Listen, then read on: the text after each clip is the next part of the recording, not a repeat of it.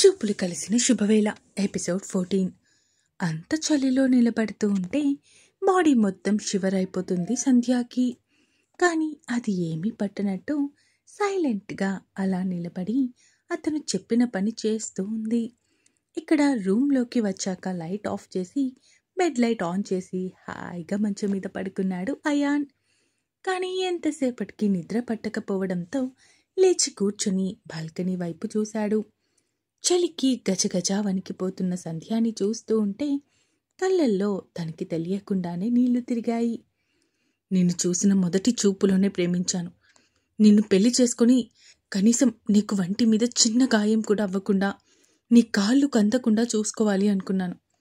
కానీ నువ్వు చేసిన ఒక్క తప్పు నీ ముందు నాలోని రాక్షసుడిని బయటపడేలా చేసింది. ఆ రోజు మాల్లో నువ్వు నీ ఫ్రెండ్ ప్రణవి అలా చేసి ఉండాల్సింది కాదు.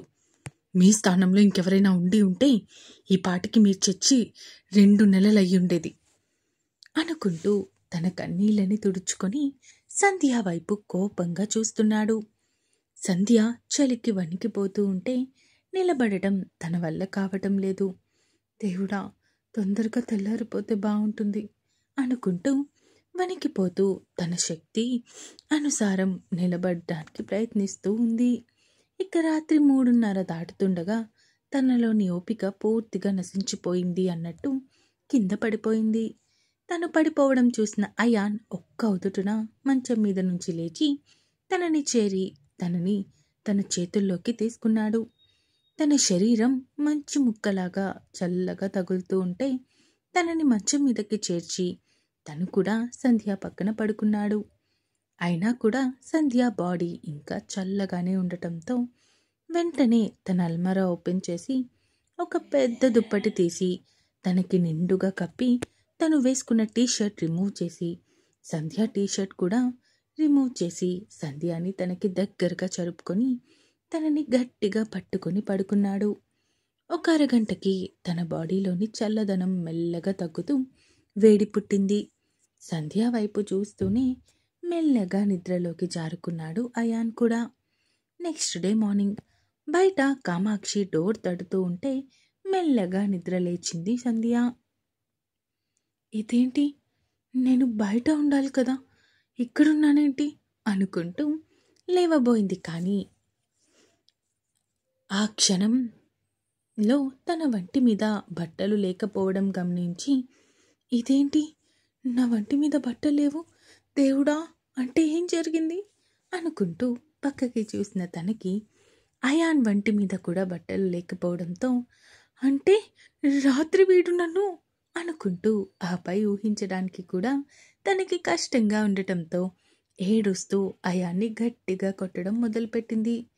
తెల్లవారుతుండగానే నిద్రలోకి జారుకున్న అయాన్కి ఇప్పుడు సంధ్య తనని కొడుతూ లేపుతూ ఉంటే చిరాకుగా లేచి కూర్చున్నాడు. ఏంటి, ఎందుకు నా నిద్ర డిస్టర్బ్ చేస్తున్నావు అడిగాడు అయాన్ సీరియస్గా. నువ్వు మోసగాడివి అని అనుకోలేదు.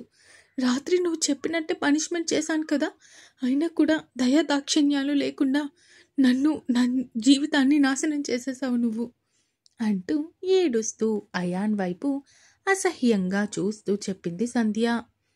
సంధ్య మాట్లాడింది 2 నిమిషాల వరకు అర్థం కాలేదు అయాన్కి. కానీ అర్థమైన వెంటనే ఏదో క్రూరమైన ఆలోచన వచ్చిన వాడిలా, ఏం చేయను, నైట్ నువ్వు లూజ్ టీషర్ట్లో చాలా అంటే చాలా హాట్గా కనిపించావు. అందుకే నిన్ను అలా చూసిన తర్వాత అంత చలిలో కూడా నాకు చెమటలు పట్టడం మొదలైంది. ఇంకా అందుకే నిన్ను తీసుకొచ్చి పూర్తిగా నిన్ను నా దాన్ని చేసేసుకున్నా. అయితే ఇప్పుడేంటి, ఏం చేస్తావు, ఏమైనా చేయగలవా అడిగాడు అయాన్. అంటే నువ్వు తప్పు చేశాను అని ఒప్పుకుంటున్నావా? అబ్బా, అది తప్పెలా అవుతుంది బేబీ, అయినా మనం ఏమీ పెళ్ళి కాకుండా ఇలా చేయలేదు కదా, మన పెళ్ళి తర్వాతే కదా ఇది జరిగింది. సో ఆ ప్రకారం చూసుకున్నా తప్పు లేదు.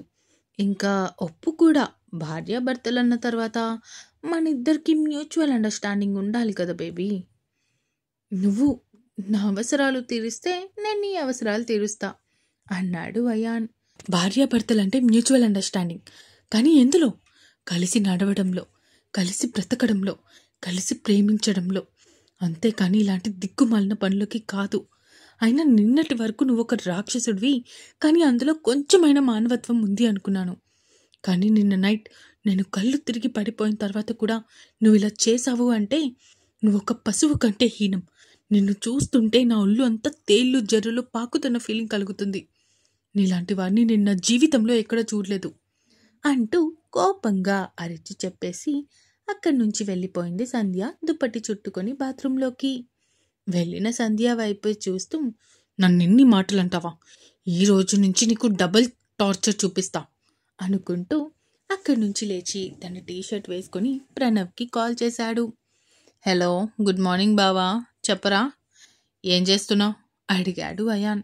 నేనా, యాక్చువల్గా అయితే ఇప్పుడే లేచా అన్నాడు ప్రణవ్ ఆవలిస్తూ.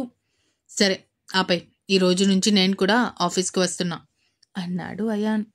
బాబు, తమరికి పెళ్లి జరిగి ఇంకా 2 రోజులు మాత్రమే అయింది, అప్పుడే ఆఫీస్కి వస్తావా? ఎరా, అన్నీ తెలిసి కూడా నువ్వు ఇలా మాట్లాడుతున్నావా అడిగాడు అయాన్ సీరియస్గా. సారీ బావా, సారీ, నిజంగా అస్సలు గుర్తులేదురా దాని గురించి. అయితే ఈరోజు నీ క్యాబిన్ రెడీ చేయమని చెప్తా, నీ పిఏకి ఇన్ఫర్మేషన్ ఇస్తా అంటూ కాల్ కట్ చేసేసాడు ప్రణవ్. ఇక అప్పుడే మళ్ళీ బయట నుంచి కామాక్షి డోర్ కొడుతూ ఉంటే ఓపెన్ చేశాడు అయాన్. నీ భార్య ఏం చేస్తుంది? అసలు అప్పటి నుంచి డోర్ తడుతూనే ఉన్నాను అడిగింది కామాక్షి కొడుకు వైపు చూస్తూ. అది తన వాష్రూమ్లో ఉంది. సరే ఇదిగో ఈ బట్టలు తనకివ్వు అంటూ కొడుకు చేతిలో సంధ్య డ్రెస్ పెట్టేసి అక్కడి నుంచి వెళ్ళిపోయింది ఆవిడ. లోపలికి వచ్చి స్నానం చేసిన తర్వాత అప్పుడు గుర్తొస్తుంది మన సంధ్యాకి తన దగ్గర డ్రెస్ లేదు అన్న విషయం. బాబోయ్, ఇప్పుడెలా? కనీసం టీషర్ట్ కూడా తెచ్చుకోలేదు, ఇప్పుడు బయటకు ఎలా వెళ్ళాలి అనుకుంటూ ఆలోచిస్తూ ఉంది సంధ్య.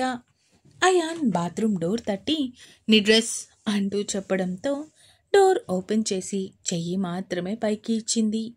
అయాన్ ఆ కవర్ అలా భార్య చేతికి ఇచ్చేసి అక్కడి నుంచి బయటకు వచ్చేశాడు. అమ్మయ్య అనుకొని డ్రెస్ వేసుకొని అప్పుడు బయటకు వచ్చింది మన సంధ్య. ఇక తను వచ్చాక అప్పుడు అయాన్ వెళ్ళాడు ఫ్రెష్ అవ్వడానికి. ఆ కవర్లోనే స్టిక్కర్, కాటుక లాంటివి కూడా ఉండటంతో అద్దం ముందు నిలబడి ఫాస్ట్గా ఫ్రెష్ అయిపోయి అక్కడి నుంచి బయటకు వచ్చేసింది. ఇంకా ఉంది, నాకు తెలుసు ఈరోజు చాలా చిన్న అప్డేట్ ఇచ్చాను అని. అదేంటంటే అనుకోకుండా ఈ మధ్య బాగా పనులు తగులుతున్నాయి, ఏదో ఒక విధంగా బయటకు వెళ్ళాల్సి వస్తుంది, అందుకే రాయడం అస్సలు అవ్వడం లేదు. రేపు పెద్ద అప్డేట్ ఇస్తా ఖచ్చితంగా, ఓకేనా? ఉంటాను, బాయ్ బాయ్.